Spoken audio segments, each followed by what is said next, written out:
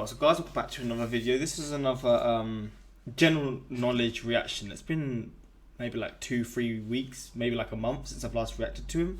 But I saw that he posted a video titled "What if the United Kingdom broke up?" and it's a topic that obviously is in discussion because of like Brexit and like how Scotland sort of wants to stay in the EU. I don't know about Wales. I don't know about Northern Ireland. Northern Ireland possibly getting back with obviously the Republic of Ireland, so like they could join back into one big country. I don't know about Wales honestly, but it is just an interesting topic because I would wonder how with the United Kingdom would, like, what happened with the United Kingdom, the flag or like the laws, and how England would be, because I feel like a lot of people sort of see England as like the main country of the United Kingdom. I feel like that's the case. Maybe I'm just waffling here, but that's what I sort of assume. And some people sort of, I know, like I've seen comments of some people saying they actually thought England was the United Kingdom, which is just funny to me, but it's just fair enough. But yeah, I don't know. I was just interested in seeing this to see what would actually happen between all the countries, whether Scotland would prosper and they do even better than they are, Wales, the same for them, whether England would struggle and do a lot worse than they are, and just these kinds of things really. Again, this video is not definitive, but it is like a sort of a good idea of what could possibly happen. But yeah, let's get into this one. Let's check this one out. I know this may not be for everyone, but it's just an interesting sort of topic I thought people may like. And yeah, let's just check it out. But quick shout out to my Instagram, my Twitter, links in the description for that, for those who want to follow. I enjoy talking to you guys over all socials, so it's just nice to see new faces on all of them really. Same for my Patreon, links are all there. I'm trying to get more active back on there since obviously I've moved and the Wi-Fi's been a bit bad to say the least. But yeah, links are there for the Patreon and for all the socials. But let's check this out and see what general knowledge has for us today. I'm quite sniffy as well. So. Today, there are 4 countries in the If I seem ill, I apologise. United Kingdom: England, Scotland, Wales, and Northern Ireland, and then other smaller possessions. Their capitals are London, Edinburgh, Cardiff, and Belfast, respectively. Apart from England, each country has their own governments, each with varying powers. And this is a key detail, because by not having its own local government, we understand the weight and power that the English have in ruling the United Kingdom. This might be historically justified or not, but it happens nonetheless. They didn't always exist together, and in fact, their union is reasonably recent when it comes to the big picture of history. The union between the Kingdom of England, which included Wales, and the Kingdom of Scotland took place in 1707 to form the Kingdom of Great Britain, followed by the union with the Kingdom of Ireland in 1801. Most of Ireland seceded from the UK in 1922, achieving independence. So what if, following the early example of the Irish, the other constituent countries of the UK also seeked to achieve their independence in the coming years? Whether we think it would be good or bad, I think we can't deny it's a possibility. A lot of people across the countries, some more than others, have argued for this separation. So in this video, we're going to explore this possibility. What if the UK separated itself from one nation into 4 or even more separate and independent countries? Even more? First, here's why it could happen. Okay. When I usually do these videos like I did for the United States, Australia, or Brazil, they are highly unlikely, if not completely impossible. But in this case of the UK, at least as I make this video, the possibility is reasonable or at least existent. Scotland's independence was put to a vote already.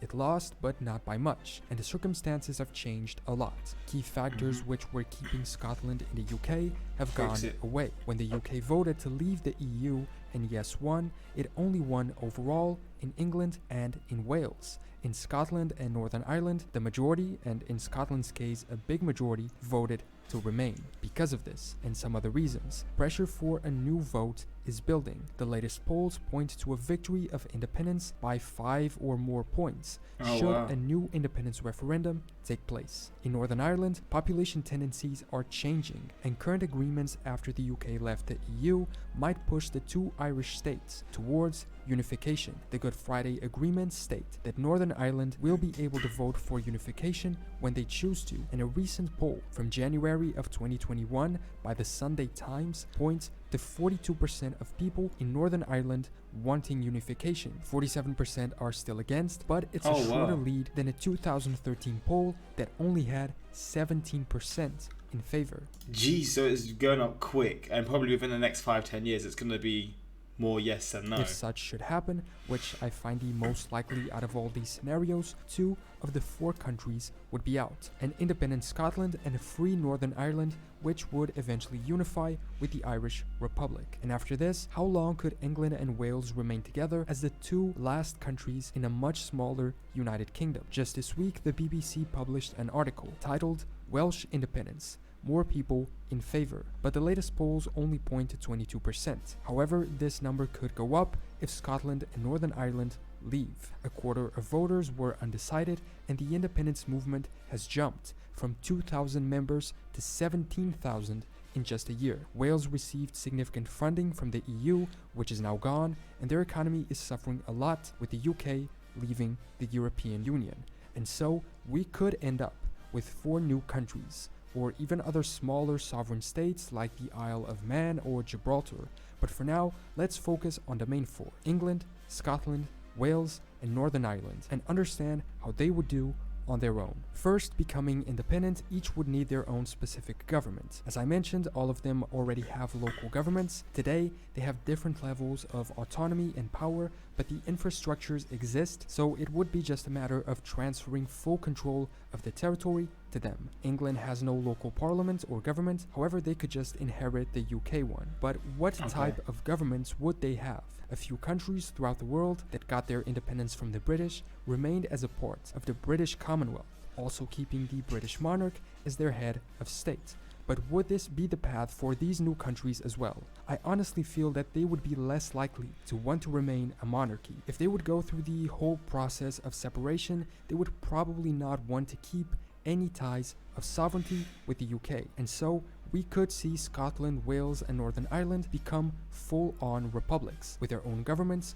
but also with their own presidents. When it comes to the flags of these new countries, I don't think much would change since they already have their own individual flags today within the Union, flags which have been around since incredibly early on, even before the United Kingdom existed. England has the St. George's Red Cross on a white field in use since around 1348. Scotland has the St. Andrew's Saltire since 1286. Wales has the red dragon flag on a green and white field, arguably one of the coolest flags in the world, whose variants have been present since 1485. And Northern Ireland has no official flag, but a commonly used one is the Ulster banner. But this is if all countries became independent. What if only 1 or 2 left? If Scotland were to leave, would it make sense to remove the blue background from the UK flag, leaving it simply white and red? I think the Union Jack is such a cultural symbol at this point that, should it happen, I wouldn't change the flag. But what if Northern Ireland also leaves? That would just leave us with the English flag. Wales' absence from being represented in the Union Jack is unfair as it is, but in the case of an England-Wales only union, they would have to figure out a way to represent them as well, and so a new flag might have to be designed. And what about the Australian and New Zealand flags, which use the Union Jack on the top left corner? They could still remain a part of the Commonwealth, but if some argue it doesn't make sense to keep the canton there now, would its removal be needed in these scenarios? When it comes to population, the United Kingdom's population in 2020 was estimated to be 67.8 million, the world's 21st most populated country, but the distribution of people along the territory is highly unbalanced. England accounts for the vast majority with 56 million people, Scotland only has around 5.4 million, Wales 3.1, and Northern Ireland 1.9. England would therefore remain in the top 25 most populated countries in the world, while the other 3 would be significantly smaller. Scotland would be just ahead of Slovakia and behind countries like Finland or Denmark, Wales between Mongolia and Bosnia's population numbers, and Northern Ireland between Guinea-Bissau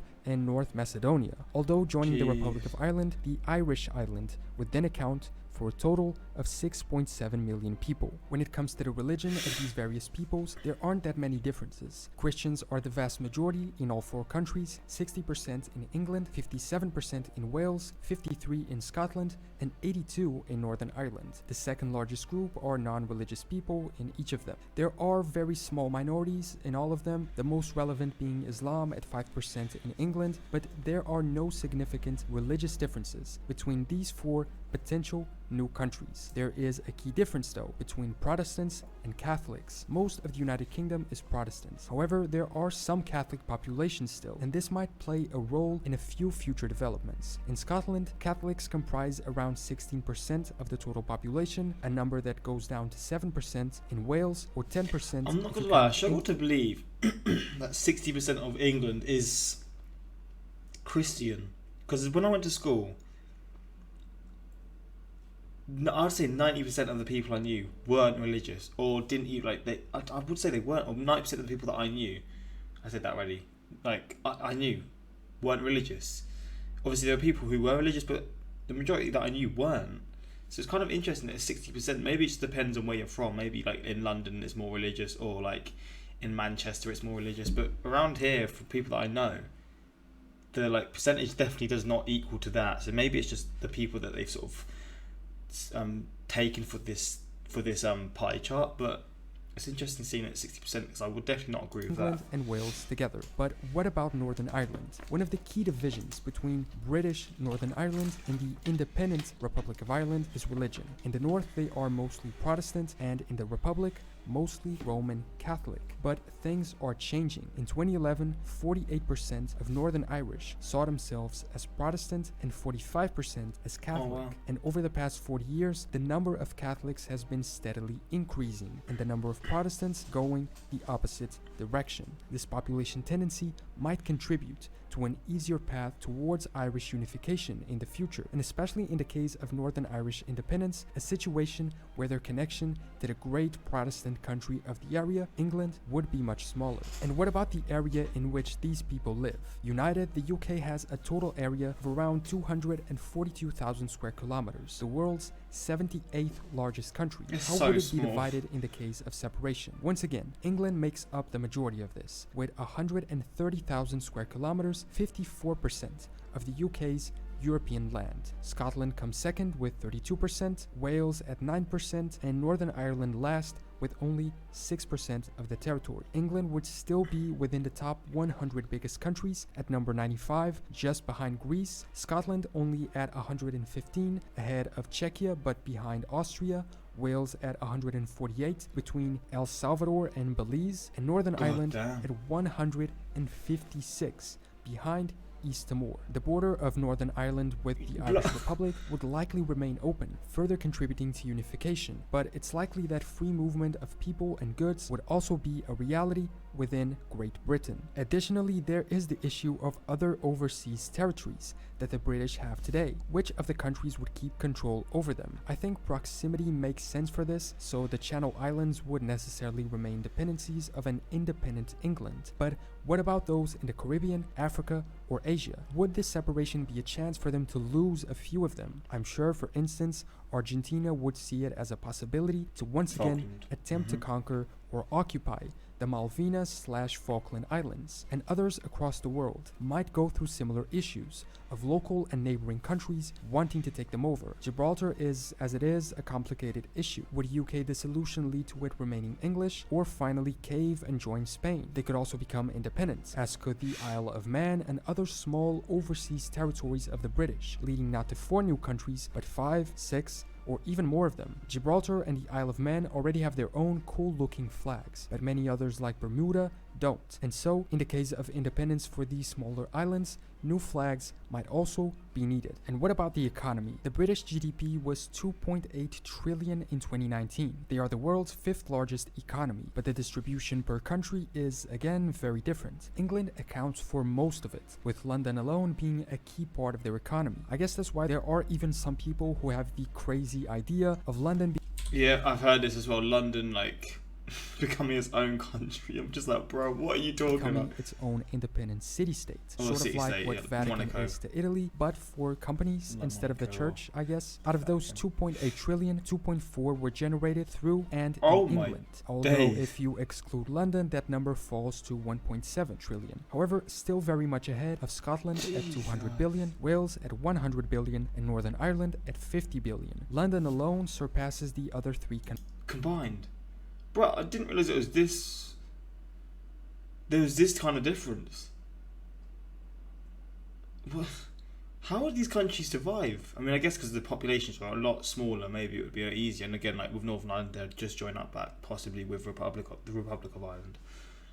But I did not know it was this kind of difference. Combined with their 700 billion contribution to the UK's GDP. At 2.4 trillion, England would drop from the UK's 5th place to that of the 7th global economy, then behind India and France. Scotland would go down to number 50, just behind Portugal, Wales further down between Kenya and Ethiopia, and Northern Ireland would roughly match Panama's economy size. This next graphic's information is from 2012, so almost a decade outdated, from the British Office for National Statistics, but it's still interesting to look at, because despite things probably having changed in the past 10 years, general tendencies might not be too far off. It shows us how each English region compares along with the 3 other countries of the Union. We notice that England is responsible for 80% worth of the economy, Scotland for 8%, Wales for 4%, and Northern Ireland for 2%. Although this only adds up to 94, so I don't know where the other 6 are. The point. Hey, the boys, Norwich, let's go. I want to see that one actually. I don't even know why. Just to see what the actual stats are. Median age 34, most women's 41.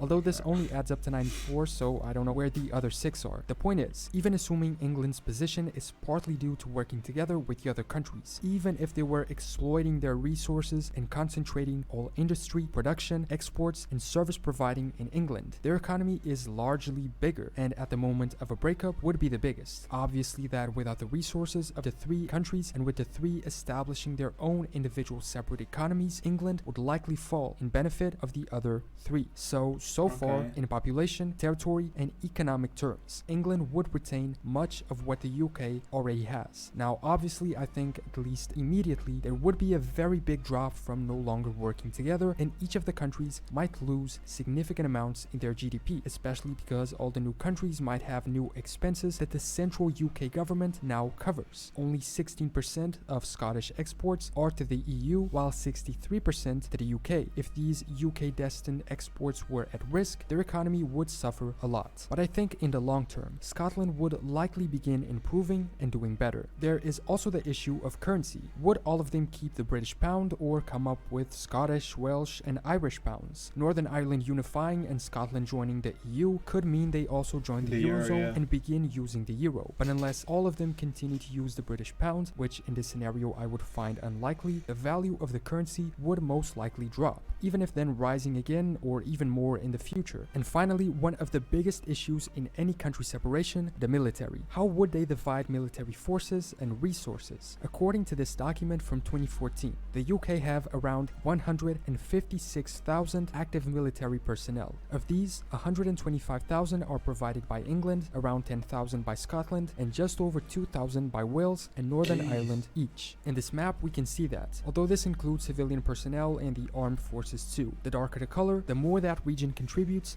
to the armed forces staff. While Scotland surpasses certain regions of England, England altogether has a large lead over the rest. And so, in the event of a separation, having the most land, the most people, and the biggest economy, it makes sense that the most of the military resources would remain theirs, while Scotland and Wales having to somewhat build their militaries from scratch. Northern Ireland's almost absence of armed forces would be another step towards unification with the Republic of Ireland. With the potential loss or independence of the British overseas territories, the last remnants of the once gigantic British Empire would effectively be in danger and possibly disappear forever. The United Kingdom's role as a major country in international politics might also come to an end, damaging their seat at the table. I mean, who would occupy the UK's permanent seat on the UN Security Council? My logic would dictate England has the biggest chance, but would they be able to justify their presence without the existence of the UK as a whole? The economies we saw before separating would bring their economic power